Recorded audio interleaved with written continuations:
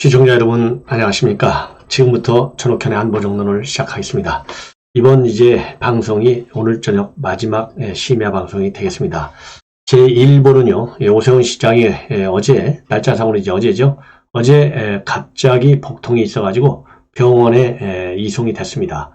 이 서울시에서 조금 전에 12시 직전에 발표를 했어요. 그 병명이요, 요로 결석이라고 합니다. 그래서 요로 결석으로 병원을 찾았고 결석이 배출돼서 휴식을 취한 후에 곧 업무에 복귀할 예정이다. 요로 결석 제가 설명하지 않아도 여러분들 잘 아시겠지만은 요로계에 돌처럼 딱딱한 결석이 생겨가지고요, 이 폐색으로 인한 요로 감염을 일으키고 요로의 장애를 가져오는 병, 드물게는 또 신부정증도 일으키라고 합니다. 근데 문제는 뭐냐? 요로 결석이 말이죠, 출산 고통보다도 심하다고 할 정도로 통증의 정도가 매우 심한 것으로 그렇게 알려져 있어요. 예. 자, 그래서 사람이 말이죠, 이 고통을 10개 단계로 나눌 때 복합부위 통증 증후군 환자는 9에서 10단계 정도의 참을 수 없는 고통을 느끼는데 출산의 통증은 7단계 수준이라고 합니다. 그리고 요즘 말이죠, 요로결석을 호소하면서 병원을 찾는 환자들이 상당히 늘어나고 있는데 2015년도에 한 26만 명 정도에서요, 2019년도에 5년간에 약 15.5%가 증가해서 30만 명이 넘는다고 하고요. 지금 2019년도 기준으로 전체 요로결석 환자 중에서 남성이 차지하는 비율 68.8%, 여성보다 월등히 높다. 그리고요, 요로결석은 특히 더운 여름철에 많이 발생한다고 합니다. 왜냐하면 온도가 높기 때문에요, 땀을 많이 흘리면서 체내 수분이 부족해지고 이로 인해서 소변량이 줄고 농도가 진해져서 결석이 생길 위험이 커진다라고 합니다. 그래서요, 말하자면 평소에 물을 많이 마시는 것이 요로 결석을 예방하는데 상당히 중요하다고 그래요. 그래서 우리 시청자 여러분들, 요로 결석 이거 예방 차원에서라도 물을 좀 많이 먹어야 될 것 같습니다. 그래서 요로 결석은 크기라든가 위치 그리고 폐색에 따라서 상황에 따라서 다르지만은 통증 조절과 함께 다량의 수분 섭취 그리고 이뇨 대투여를 통한 보존적 치료를 수행해서 자연 배출을 돕는 방법으로 치료를 한다. 그리고 자연 배출이 어려운 경우에는요, 1차 치료로 비침습적인 체외 충격과 쇠석술을 시도할 수도 있고 이후에도 결석이 계속 남으면 수술을 통해 제거해야 한다고 합니다. 저도 이번 요로 결석에 관해서요, 자료를 좀 많이 읽어봤어요. 예. 자, 이제는요, 여러분들 잘 아시다시피 이 김종인과 이준석이가 한 편이고요. 그 다음에 윤석열이 혼자 단일 대우로 지금 싸우고 있는 상황이에요. 그러다 보니까 이준석 대표를 당원 소환제로 가자라고 해서 국민의힘 홈피가 어제 오후 내내 다운될 정도로 이준석에 대한 당원 소환제가 상당히 불이 붙었어요. 자, 그래서 아직도 이 불이 안 꺼지고 있는데 이 주말에 좀 꺼졌으면 좋겠습니다. 어쨌든지 간에. 그리고 제 생각은요, 후보가 중심이 돼야 된다는 거, 여기에 대해서 이의를 잘 사람은 하나도 없어요. 그러니까 김종인 비대위원장 같이 아주 노회하고 경험도 많고 전략적 사업을 하고 과거에 2번에 걸쳐서 대선 킹메이커로 성공한 사람이에요. 대한민국에 연속해서 2번씩이나 킹메이커로 성공한 정치인이 어디 있나 싶은데, 그 정도로 지위에서 말이죠. 자, 그러니까 이번에 이 3세판에 들어가는 거예요, 김종인 비대위원장. 그러면은 제가 생각할 때 김종인 비대위원장이 네가 가까우냐 내가 가까우냐 이렇게 지금 대결 국면으로 갈 때가 아니다. 정권 교체가 지금 얼마나 중요합니까? 그래서 김정인 위원장이 진정으로 정권 교체를 원한다면 후보가 주인이잖아요. 예를 들어서 후보가 가장 좋아하는, 그리고 후보가 생각하는 거 잘못된 점이 있으면 이 조력자의 위치에서 도와주는 것이 맞지, 킹을 메이크 한다고 하는 사람이 주인이 돼가지고 이미 킹 캔디데이트 후보로 딱 뽑혀 있는 사람보다 한 단계 더 위, 그러니까 상황론이 자꾸 나오는 거가 아닌가 싶어요. 그래서 흥선 대응부터 나오고 상황론 나오고 고정도 나오고 선정도 나오고 지금 난리가 났는데, 제가 보기에는 조력자의 위치에서 탑의 위치 이것만 챙기면 되는 것이지 후보 위에 올라타려고 해서는 곤란한 것이 아니겠느냐, 이게 중론인 것 같아요. 저도 얘기들을 지금 많이 듣고 있어요. 그래서 이제는 김종인 비대위원장이나 이준석이가 한 패를 돼가지고 한 페어가 돼서, 한 페어, 한 짝이 돼서 이준석을 내치는 이런 분위기로 이 판을 몰고 가서는 굉장히 불리한, 말하자면 여론이 그렇게 호의적이지 않다라고 저는 말씀을 드려요. 그래서 이미 김종인 비대위원장이 생각하는 거 다 알잖아요. 파리떼가 너무 많이 꼬여있다. 하이에나가 꼬여있다. 그 다음에 자리 사냥꾼들이 꼬여있다. 뭐 이런 얘기 다 알아요. 예. 그리고 뭐 특정인을 내가 이 얘기를 했던 안 했던 간에 추측 기사가 이렇게 일관성 있게 나온다라는 것도 이상하잖아요. 그렇기 때문에 기자들이 바보입니까? 예. 그래서 김종인 비대위원장이 특정 인사들 누구누구 이런 사람들은 내가 얘기 안 했어. 한다 할지라도 벌써 눈치가 빠끔한 기자들 쓰고 있잖아요. 그러면은 그런 부분에 대해서 뭐 전부 부인하고 거의 이럴 게 아니고 이런 사람들이 이런 점에서 좋기 때문에 내가 지금 추천을 했다. 그러나 최종적으로 그런 사람을 쓸 거냐 안 쓸 거냐 이거는 후보가 결정해야 될 것이다. 그리고 이런 사람들 파리떼 같은 사람들인데 하이에나 같은 사람들 이런 사람들은 내가 제거해야만이 내 마음대로 할 거 아니냐. 그래서 윤 후보한테 내가 이렇게 얘기했다.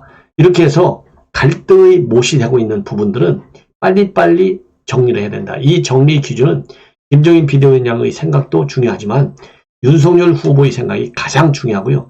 그 다음에는 대통령을 누가 뽑습니까? 우리 국민이 뽑아요. 그러면 여론이 많이 지지하는 방향, 그 방향이 꼭 절대적으로 맞는 것은 아니라 할지라도 그게 바로 민주주의의 한계 아니에요. 그래서 민주주의가 우민, 우중정치 이런 말도 나오지 않습니까? 그런 것처럼 여론의 분위기, 지금 이재명이가 왜 안 뜹니까? 대장동에 대한 여론이 안 좋기 때문에 안 뜨는 거예요. 그런 것처럼 지금 김종인 비대위원장과 이수석 대표의 한 페어가 지금 밀어붙이는 윤석열 후보에 대해서 이게 여론 쪽에서 한번 딱 돌면요. 또 한 번 우리 윤석열 후보에게 역풍이 불 수밖에 없다. 그래서 이 정도가 됐으면 패를 다 보여줬어요. 더군다나 이수석 대표가 오늘 저는 이게 하나의 최후 통첩이라는데요. 아예 노골적으로 직설적으로 얘기했습니다. 김종인 비대위원장은 투탑을 원하지 않는다. 김병준 비대위원장은 원하지 않는다. 완탑만 원한다. 만약에 김병준 비대위원장까지 얘기가 나오면 김종인 비대위원장의 경우에 선대위원장으로 가지 않는다. 뭐 똑똑 부러지게 이제 다 답이 나왔어요. 그래서 윤석열 후보 측에서도 이제 공이 이제 윤석열 후보 쪽으로 넘어갔다. 이렇게 보는 것 같아요. 보도도 그렇게 나와 있어요. 자, 그러면 태우 총첩성으로 완전히 윤석열 후보가 주인인데 윤석열 후보의 의견은 지금 안 나와요. 그 측근들 의견, 캠프 내부 분위기 지금 불불 끓고 있다는 거 아니에요? 굉장히 좀 서운하다. 너무 밀어붙이고 있다. 지금 내부적으로 이렇게까지 우리가 뭐 잘못한 것도 없고 어쨌든 캠프에서 윤석열 후보를 도와서 지금 당선이 됐는데 왜 우리가 이렇게 밀리고 쫓기고 이 파리떼 소리 들어야 되느냐. 억울하다. 이런 얘기가 지금 나온다는 거 아니겠습니까? 그래서 이제는 공이 윤석열 후보한테 갔다라는 보도가 나오고 있는데 그 공이 윤석열 후보한테 갔다라고 하는 보도가 나오게끔 한 장본인이 결국은 원했든 원하지 않든 간에 김종인 비대위원장과 이준석 대표가 아니겠어요. 이것도 잘못하는 거예요. 이거 선대위를 끓이는데 제로섬 게임의 입장에서 선대위를 꾸려서는 절대 안 돼요. 그렇잖아요. 너는 패자 나는 승자 이게 되겠습니까? 모두가 위너가 돼야죠. 그래서 항상 윈윈 하잖아요. 더군다나 지금 정권 교체라고 하는 절체절명의 지상 목표가 있는데 정말 한 톨에 말하자면 쌀 알도 아낄 정도로 이 전략적 이 판단에 있어서는 네가 옳다 내가 옳다 싸울 게 아니고 안 좋은 의견이라도 들어보면 또 좋은 의견으로 볼 수도 있잖아요. 그래서 이럴 때는 선입견을 버리고 선대위를 짜라. 그리고 백지 상태에서 짜면 될 거 아니냐. 이런 저는 판단이 듭니다. 그래서 오늘 이준석 대표가 여기 KBS 라디오에서 밝힌 입장문을 워딩을 그대로 제가 여러분께 소개해 드리도록 하겠습니다. 왜냐하면 저의 말도 이준석 대표와 그 다음에 김종인 비대위원장이 인터뷰를 통해서 밝힌 내용 그거를 제가 해석한 거거든요. 그래서 제가 또 잘못 해석할 수도 있어요. 저는 잘못 해석했다고 생각은 물론 안 하지만 그래서 우리 시청자 여러분들께서도 주관적으로 판단하되 객관적인 팩트를 가지고 여러분들의 주관적인 판단이 우리 국민의힘의 분위기를 정권교체를 원하는 우리 국민 대다수의 여론 여기에 부응하게끔 해석도 되고 그래서 그러한 여론이 이제 더 지배적인 여론이 돼야 되지 않겠습니까? 그런 의미에서 제가 이준석 대표가 지금 최후 통첩이라고 볼 수 있는 발언 그대로 여러분께 소개해 드리려고 합니다. 짧아요. 몇 자 안 돼요.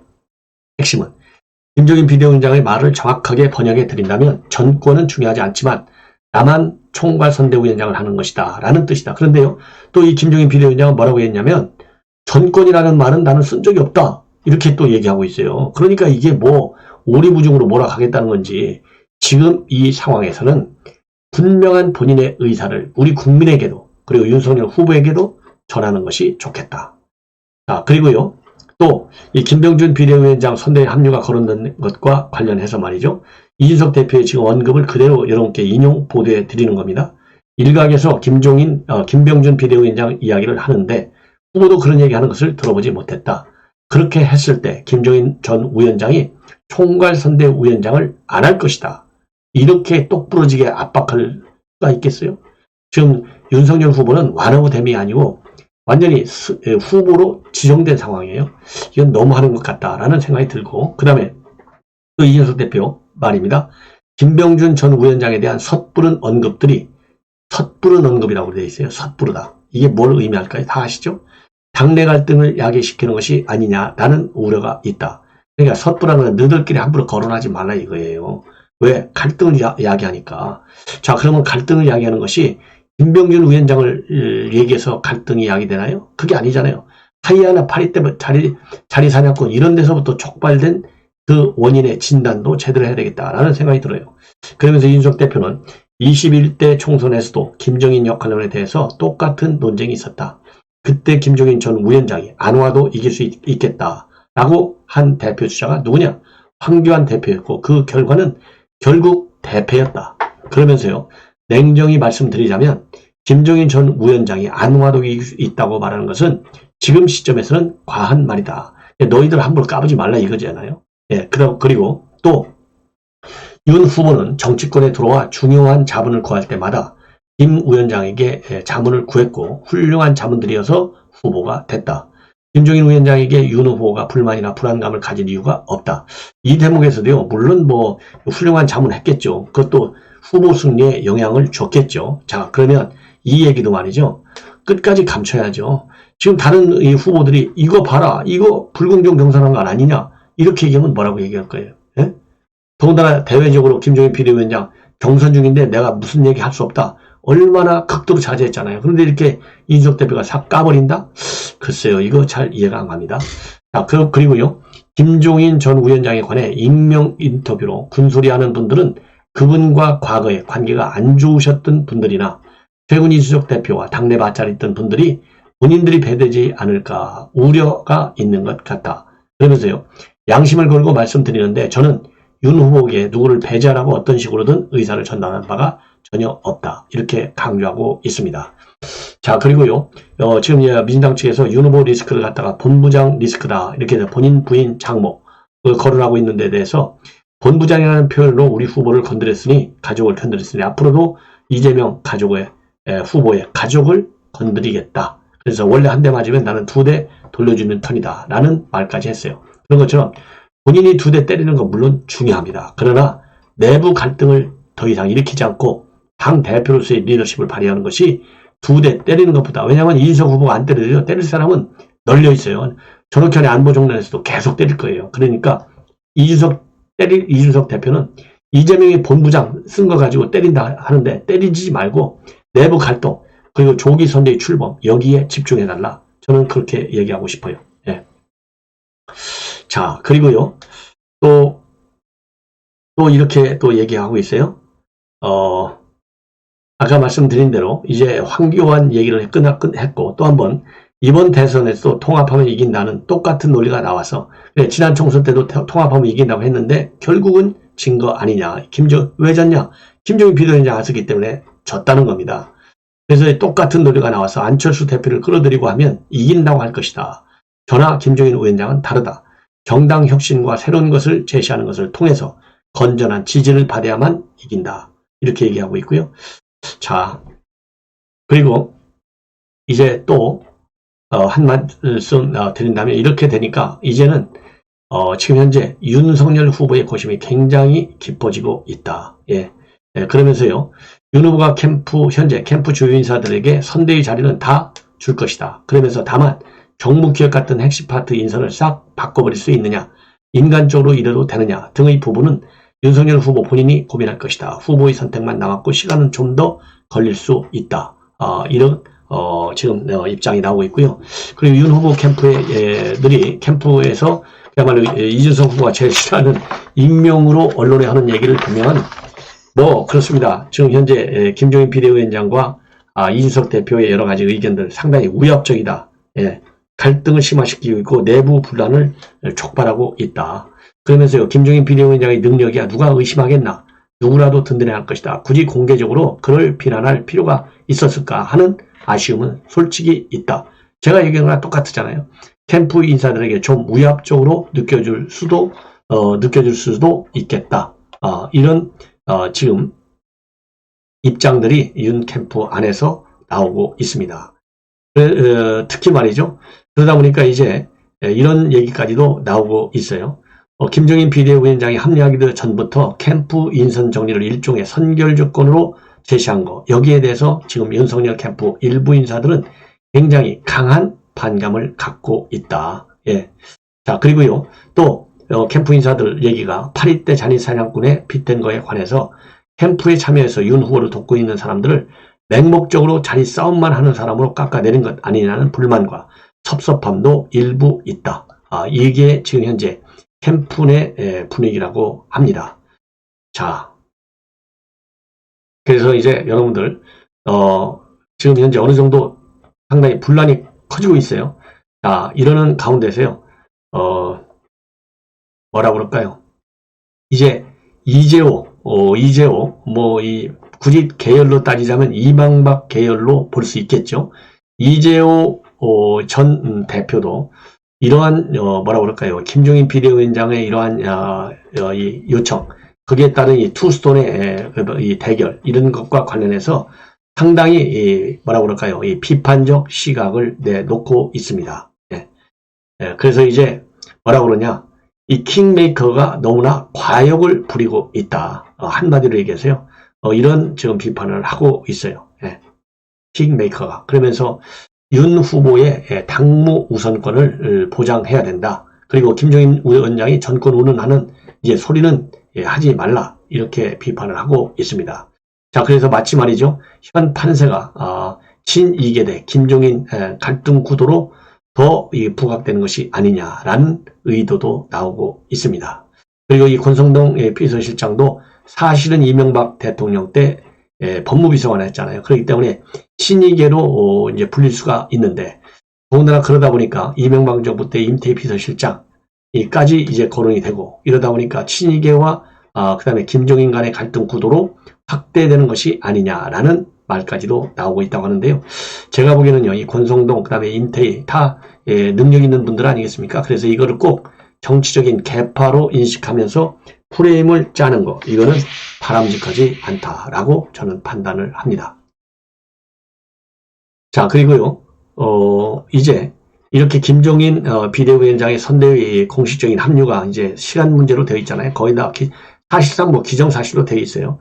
그러다 보니까 지금 맞수로 되어 있는 이해찬 구원투수로 이제 등장, 시간 문제다라는 말도 나와 있고요. 그래서 이해찬과 그 다음에 또 하나 유시민이도 곧 입장한다, 이런 말이 나와요. 그러다 보니까 이제 민주당에서 꼭 환영할 수만은 없다. 그러면 중도표 확보가 굉장히 중요한데 중도표가 다 날아가는 것이 아니냐라는 우려도 나오고 있다고 합니다. 자, 이번에는 이제 이재명 후보가요, 이 밤 12시 거의 다 돼서 입장문을 또 내놨습니다. 회복의 입장문을 내놨는데, 오늘 윤석열 후보 상당히 외교 문제에 관해서 공부가 많이 돼 있다라고 하는 것을 알 수 있는 외신 기자 회견이 있었고요. 그 다음에 미 통화태 차관보 면담이 있었어요. 접견이. 그래서 이제 일본 외교도 문재인 정권 얼마나 잘못됐는지 아예 대화 자체가 없어졌다, 이렇게 진단을 했지 않습니까? 그리고 김대중 오부치 선언을 바탕으로 해서 이 대일 관계의 개선 2.0을 추진하겠다, 이런 입장을 내놨어요. 이와 관련해서 오늘 이재명 후보 미국 문제, 그러니까 미일 가스라 테프트 밀약을 보고 일본 때문에 일본의 그런 한국 식민지 지배에 대한 미국의 책임론을 거론했어요. 그러다 보니까 무식하다, 이런 반응이 나왔거든요. 그러니까 그거를 덮으려고 이 야밤중에 페북에 글을 올려서 윤석열 총장이 문재인 정부의 일본 외교를 비판한 것과 관련해서 반박문을 내놓았는데요. 반박문 말이 안 돼요. 얼마나 말이 안 되는지를 여러분께 제가 소개해 드리려고 해요. 뭐라고 했냐면요. 문재인 정부 대일 외교를 비판한과 관련해서 오죽하면 일본 언론이 윤 후보를 반기겠나? 이렇게 비판을 내놨어요. 그래서 제목에 뭐라고 썼냐면 윤석열 후보님 김대중 오부지 선언을 읽어보셨는지요? 그러면 본인은 읽어봤냐고 제가 물어보고 싶어요. 그러면서 윤석열 후보가 한일 관계 개선을 김대중 오부지 선언을 재확인하는 것으로부터 시작하겠다고 했다. 그러면서 문재인 정부의 지난 4년 한일 관계가 악화될 대로 악화되었다고 했다. 그러나 윤석열 후보의 발언은 원인과 결과를 잘못 이해한 것이다. 제대로 이해한 것이죠. 본인이 지금 잘못 읽고 있는 거예요. 그러니까 주한 미군을 갖다가 점령군이라고 그래가지고 난리가 나고 친일 타령해갖고 지금 반발이 얼마나 셉니까? 그러면서요. 이재명 후보 뭐라고 하고 있느냐.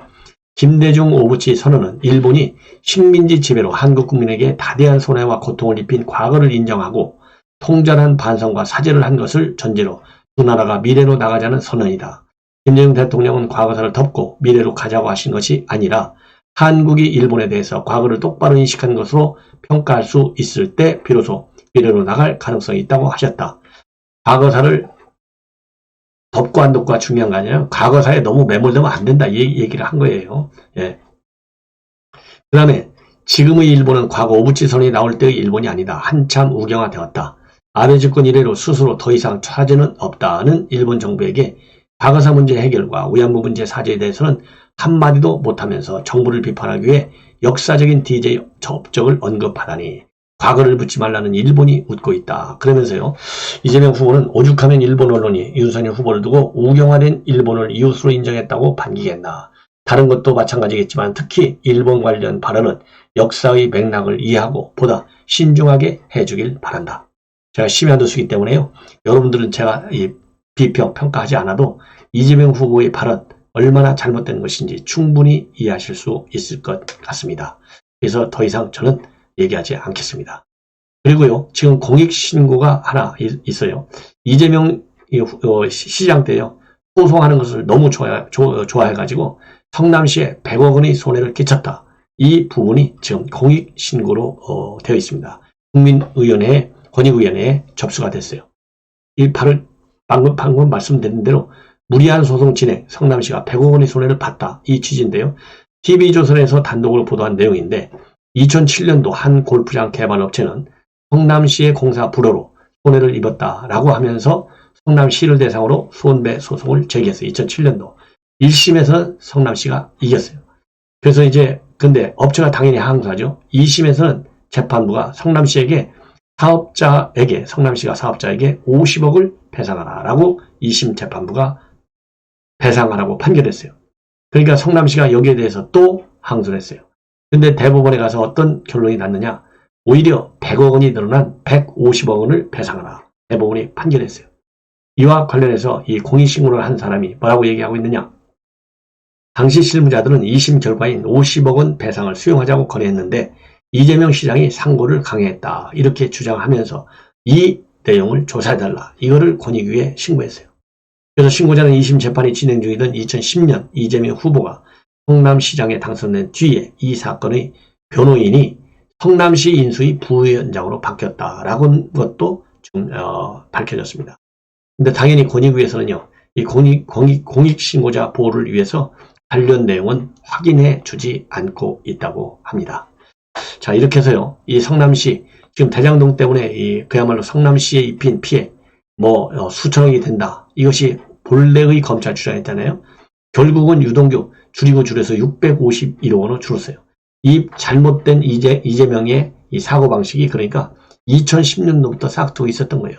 그러다가 대장동에서 단군 이래 최대의 배임 혐의를 지금 받고 있다. 이렇게 결론을 내려야 할 것 같습니다. 시청자 여러분, 이것으로 제 방송을 마치겠습니다. 편안히 주무십시오. 감사합니다.